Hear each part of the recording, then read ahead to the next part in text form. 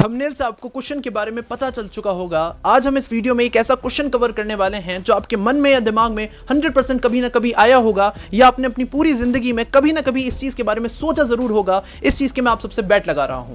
Question बहुत ही simple है। Question है कि क्या कलयुग में अच्छा होना सही है? क्योंकि अकॉर्डिंग टू सम पीपल्स आप कलयुग में अच्छे बनकर सर्वाइव कर ही नहीं सकते। ये कलयुग के प्राणी आपको ऐसा करने नहीं देंगे, आपको अच्छे से बुरा बना ही देंगे ये कलयुग के प्राणी। अकॉर्डिंग टू दिस सोसाइटी आप अगर अच्छे हैं तो आप भोले हैं, अगर आप भोले हैं मतलब आप बेवकूफ़ हैं। मतलब कि इस सोसाइटी के हिसाब से अच्छाई इज डायरेक्टली प्रोपोर्शनल टू बेवकूफ़ी। तो आज हम इसी क्वेश्चन के बारे में डिटेल में बात करेंगे। इस क्वेश्चन का आंसर जानने की पूरी कोशिश करेंगे कि क्या कलयुग में अच्छा बनकर सर्वाइव किया जा सकता है। इस क्वेश्चन का आंसर जानने के लिए इस वीडियो को पूरा एंड तक देखते रहें।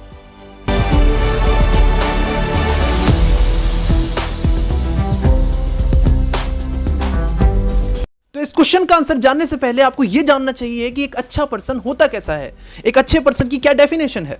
तो देखो, एक अच्छे पर्सन की डेफिनेशन बहुत ही ज्यादा इजी है, क्योंकि एक अच्छा पर्सन वही है जो दूसरों की केयर करे, जो दूसरों का ध्यान रखे, जो दूसरों की चिंता करे, मींस वो सेल्फिश ना हो। वही तो होता है एक अच्छा पर्सन। अब दूसरों से मेरे कहने का मतलब क्या है? दूसरों से मेरे कहने का मतलब है वो सब जो इस यूनिवर्स में एग्जिस्ट करता है। मींस ये प्रकृति, एनिमल्स, पेड़ पौधे, बाकी सब लोग, उन सब की वो चिंता करे, उन सब का ध्यान रखे, उन सब का सुख या दुख उसे अपना सुख या दुख लगे। That's called a good human being, right? लेकिन एक सेकंड, अगर मैं दूसरों की रक्षा करूंगा, दूसरों का ध्यान रखूंगा, तो मेरा ध्यान कौन रखेगा? मेरी रक्षा कौन करेगा? क्योंकि कलयुग के लोग तो बुरे हैं ना। बात तो सही है, क्वेश्चन में दम तो है। लेकिन एक बात बताओ, अगर सब लोग यही सोचेंगे तो इस सृष्टि की रक्षा कौन करेगा? इस सृष्टि का ध्यान कौन रखेगा? ये प्रकृति, ये एनिमल्स, ये पेड़ पौधे, इनका ध्यान कौन रखेगा? ये पेड़ पौधे नष्ट होते रहेंगे, ये प्रकृति भी नष्ट होती रहेगी, एनिमल्स भी रेगुलरली मरते रहेंगे, लोग भी मरते रहेंगे, बाकी लोगों को कोई चिंता ही नहीं होगी। Is that better? No, it's not better. आपको खुद से एक कदम उठाना पड़ेगा बिना सेल्फिश हुए। आपको खुद से अच्छा बनना पड़ेगा, अपने लिए नहीं, इस प्रकृति के लिए, इस सृष्टि के लिए। देखो, ऐसी बात बिल्कुल नहीं है कि कोई इंसान अच्छा बनना नहीं चाहता। हर एक इंसान चाहता है कि वो अपने जीवन में अच्छा इंसान बने, वो अच्छा मनुष्य बने। लेकिन जो चीज़ उसे बार बार रोकती है, जो चीज़ उसके बार बार रास्ते में स्पीड ब्रेकर बनकर आती है, वो चीज़ है सेल्फिशनेस, मीन्स स्वार्थीपन। आज का इंसान इतना ज़्यादा स्वार्थी हो चुका है कि उसे अपने अलावा किसी भी चीज़ की चिंता नहीं है। वो अपने अलावा किसी भी चीज़ का ध्यान नहीं रखता, उसे अपने अलावा किसी भी चीज़ से फर्क नहीं पड़ता। ना ही किसी पेड़ पौधे से, ना ही किसी पशु पक्षी से, ना ही किसी प्रकृति से, ना ही किसी अन्य मनुष्य से। अगर उसके जीवन में सब चीज़ अच्छी हो रही है, अगर वो अपने जीवन में खुश है, तो भाड़ में जाए प्रकृति, भाड़ में जाए पेड़ पौधे, भाड़ में जाए अन्य मनुष्य, बस वो अपने जीवन में खुश है ना, दैट्स इट। इवन कुछ लोग तो अपने माता पिताओं का ध्यान नहीं रखते, तो पशु पक्षी तो शायद मैंने बहुत बड़ी बात कर दी। हमारी भारतीय संस्कृति में, हमारे इंडियन कल्चर में हमेशा इस चीज़ पर फोकस किया जाता था, हमेशा इस चीज़ पर ध्यान दिया जाता था कि सबसे पहले इंसान के अंदर से ईगो को निकाला जाए, सबसे पहले इंसान के अंदर से स्वार्थीपन की भावना को, सेल्फिशनेस की भावना को निकाला जाए। हमेशा हमें सिखाया जाता था अहम ब्रह्मास्मि, मीन्स मैं एक ब्रह्मांड हूँ। हमेशा मनुष्य को यह बताया जाता था कि वो अपने आप को एक ब्रह्मांड के रूप में देखे, मीन्स ब्रह्मांड के प्राणियों का सुख ही उसका सुख है, ब्रह्मांड के प्राणियों का दुख ही उसका दुख है। ऐसा नहीं कि मेरा सुख तेरा सुख तेरा सुख, मेरा दुख तेरा दुख तेरा दुख। इस छोटी भावना को, इस छोटी सोच को हमेशा हमारे दिमाग से निकाला जाता था। इसलिए आपने भारतीय संस्कृति में ये चीज़ हमेशा से सुनी होगी, सर्वे भवन्तु सुखिनः, सर्वे सन्तु निरामया, सर्वे भद्राणि पश्यन्तु, माँ कश्चित् दुख भाग्य भवेत्। मीन्स सब सुखी रहें, सब निरोगी रहें, किसी को भी दुख का सामना न करना पड़े, कोई भी कष्ट ना सहे। हमेशा हमें इस चीज़ को सिखाया जाता था। लेकिन आज का समाज, आज के समय की यूथ, आज के समय की जनरेशन अपनी ही भारतीय संस्कृति को धीरे धीरे भूलती जा रही है, अपनी ही भारतीय संस्कृति को धीरे धीरे नकारती जा रही है, क्योंकि उनके हिसाब से अच्छा ही सिर्फ एक बेवकूफ़ी है। आज के समय की यूथ के हिसाब से आप जितने ज़्यादा अच्छे हो, उतने ही बड़े बेवकूफ़ भी हो। लेकिन अगर हाँ, आपने किसी को धोखा दे दिया, आपने किसी की बेइज्जती कर दी, आपने किसी को बेवकूफ़ बना दिया, तो आपसे ज़्यादा स्मार्ट कोई नहीं है, आप सबके बाप हो। ये मानसिकता लोगों में भर गई है। लेकिन इस मानसिकता का कारण क्या है?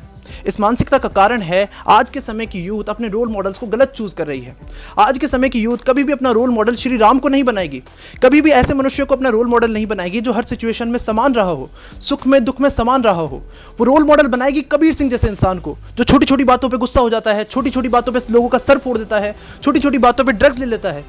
ऐसे इंसान को अपना रोल मॉडल बनाएगी ना वो।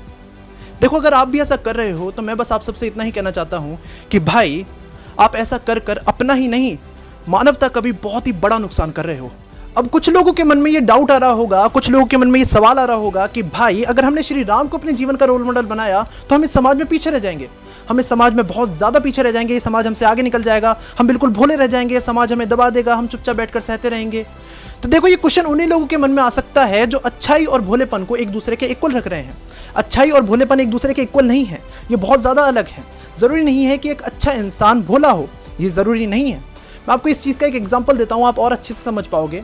क्या कभी आपने नोटिस किया है कि हमारे भारतीय इतिहास में श्री राम, हनुमान जी, भीष्म पितामह, अर्जुन जैसे महान किरदार, महान पुरुष कितने ज़्यादा विनम्र हैं, लेकिन फिर भी इनके हाथ में अस्त्र या शस्त्र आपको देखने को मिल जाएगा। क्या लगता है ये अस्त्र या शस्त्र उन्होंने किसी डेकोरेशन के लिए रखे हैं? किसी डेकोरेशन के लिए नहीं है ये अस्त्र या शस्त्र।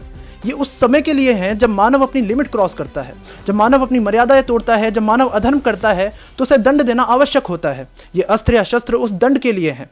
हमारी भारतीय संस्कृति हमेशा से हमें सिखाती है कि विनम्र आप एक लिमिट तक रहो, उस लिमिट के बाद अगर आपको लगे कि वो मनुष्य दंड देने लायक है तो उसे दंड दो, क्योंकि हमारी भारतीय संस्कृति हमें विनम्र बनाना सिखाती है, दुर्बल नहीं।